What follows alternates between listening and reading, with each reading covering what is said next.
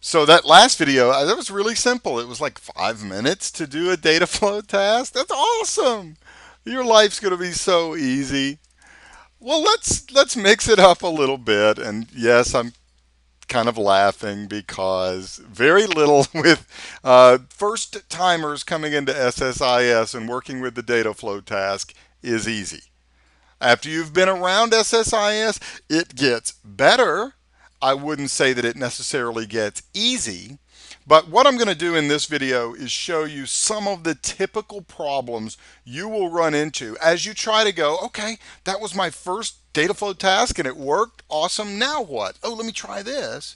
So I'm going to try to show you some of those things that are going to happen. And then the next video, I'm going to give you a very quick tip for diagnosing and troubleshooting those errors.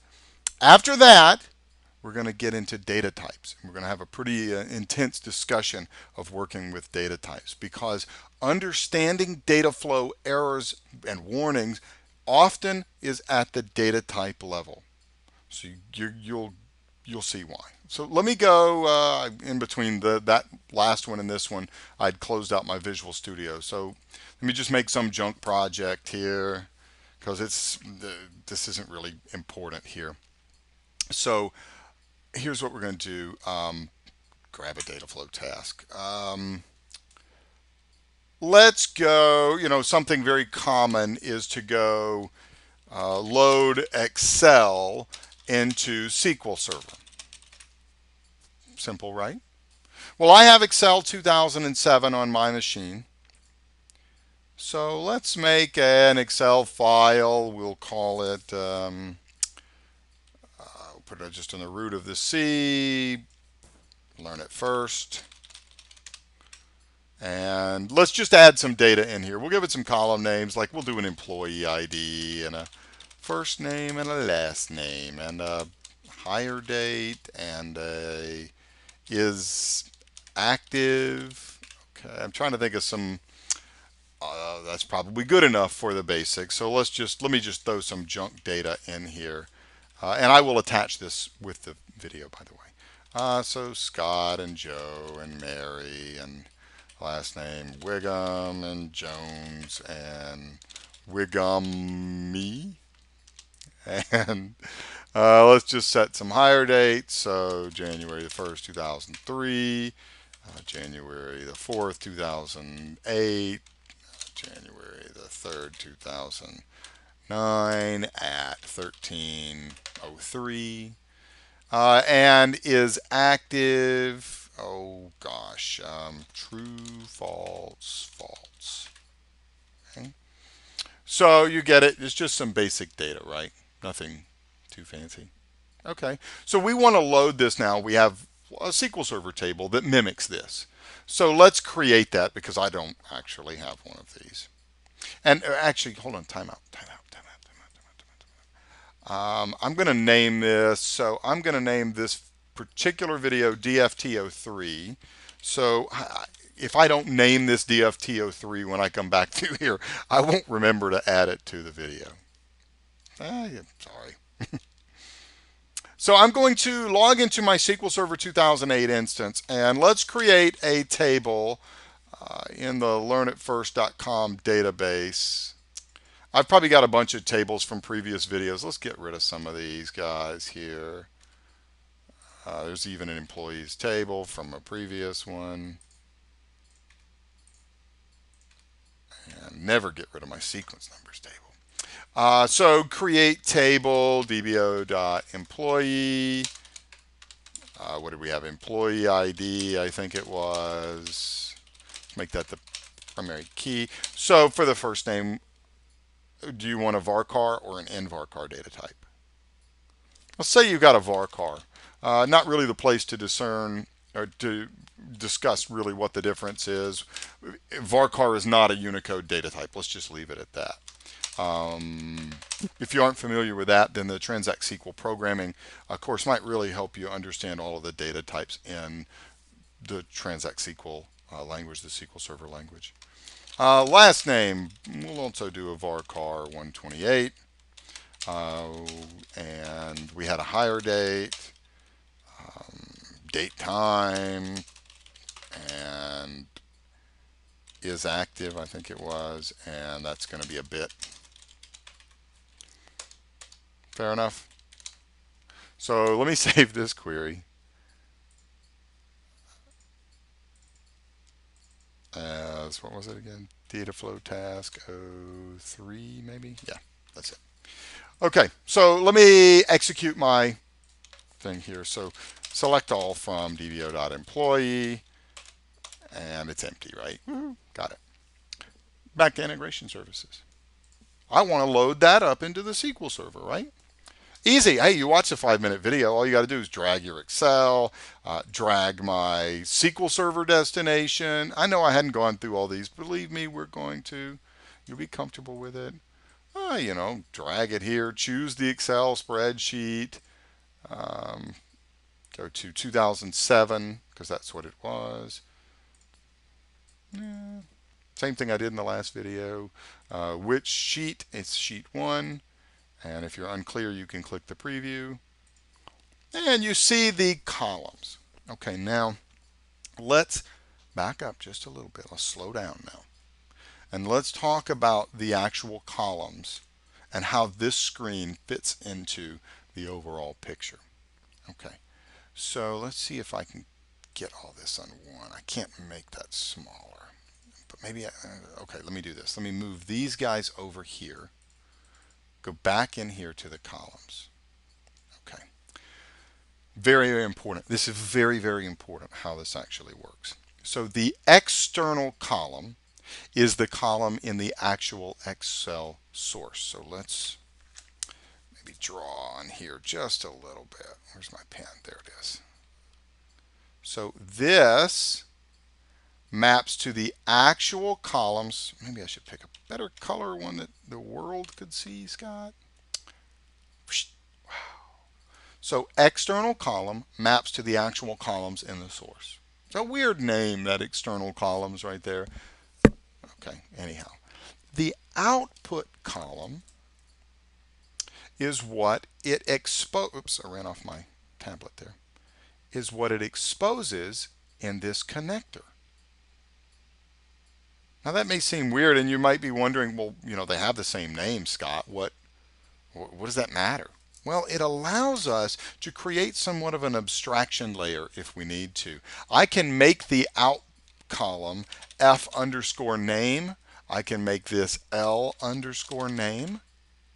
And when we go now to the SQL Server destination, it won't see columns named first name and last name in the source because it's only able to see what the connector provides. It will see columns F name and L name. Let me show you. So I'm going to wire up my SQL Server destination. Let's move it over here. I need a connection manager, so I'm going to we'll just make a new one. So I'm using the native client anytime I'm using SQL 2000, 2005, 2008, local host, or if you prefer, local, same thing. LearnItFirst.com database. Okay. Which table? I want to load it into the employee table. Preview to make sure I got the right thing going. I do. Mappings.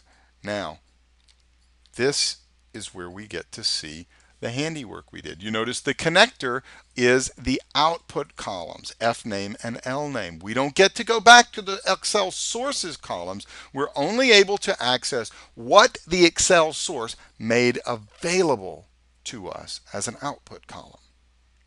So let's just diagram this page here. You see that destination column? So right here, the input column, let me just map it up here. The input column is from the output column of the connector. Okay, so it's now input into the destination.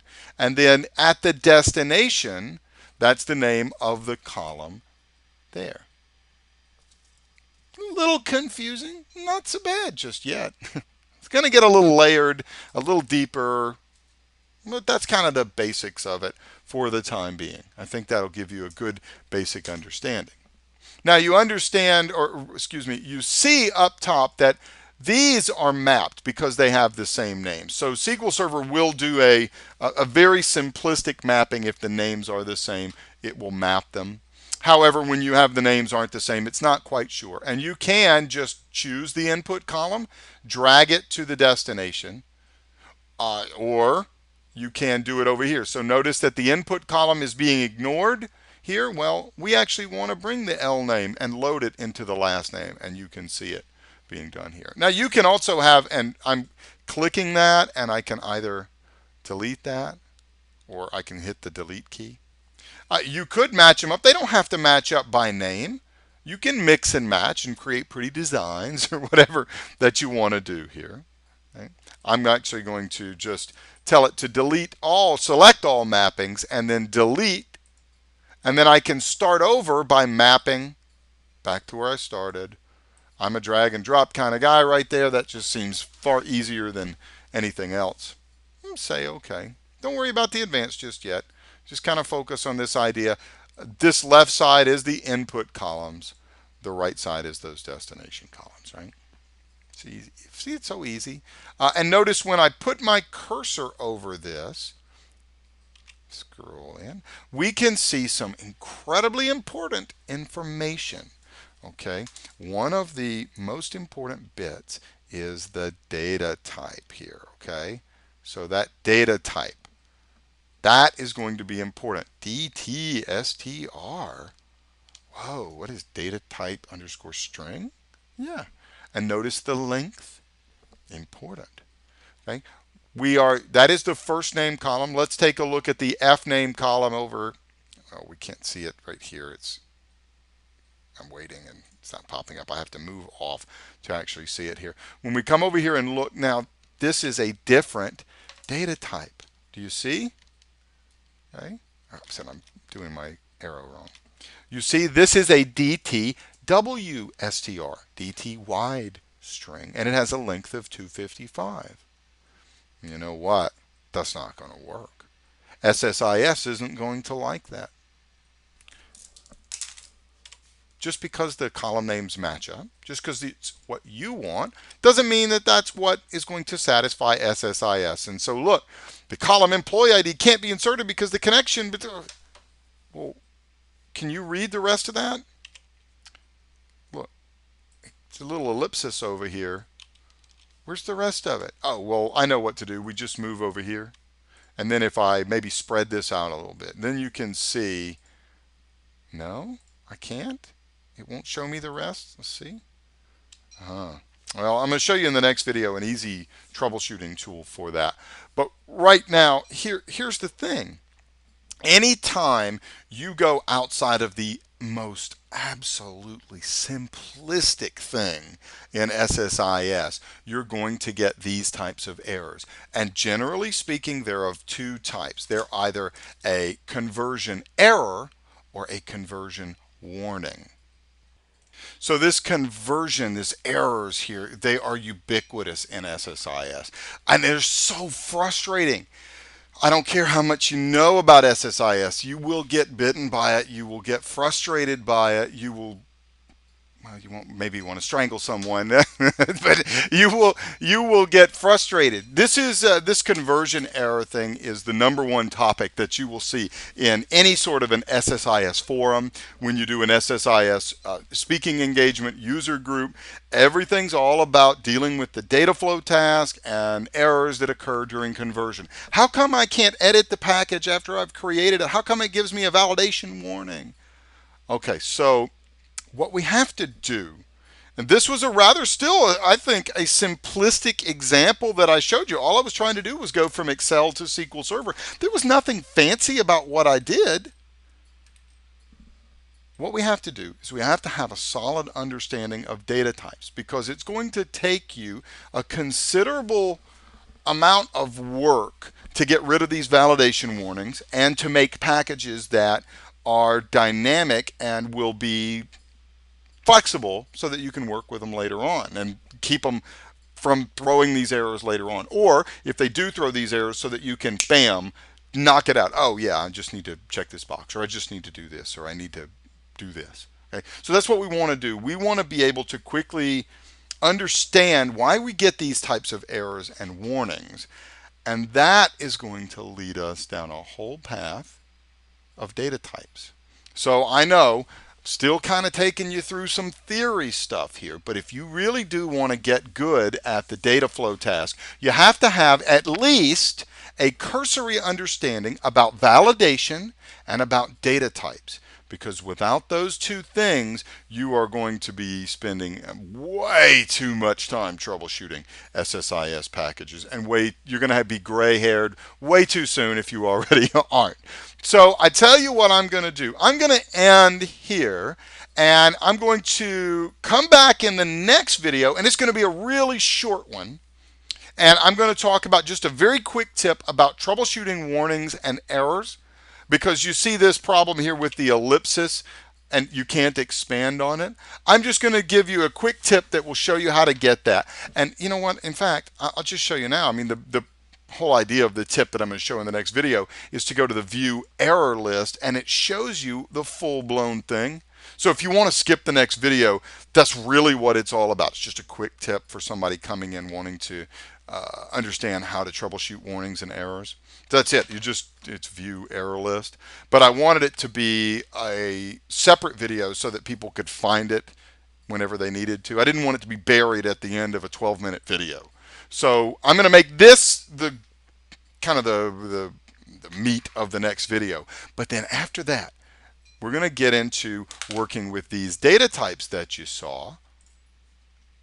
Remember our data types: DT, STR, DT, WSTR. Over here we have a DTR8 versus a DTR4. So we've got to talk about DT bool versus, and this one's probably bool, yeah, it picks it up. And here we get a DT date against a DT DB timestamp. And so we've got to talk about what those are, because those are not data types in SQL Server or Oracle or Excel. So we've got to talk about what those are. So let's do our quick tip, and then I'll see you on the other side on the data types.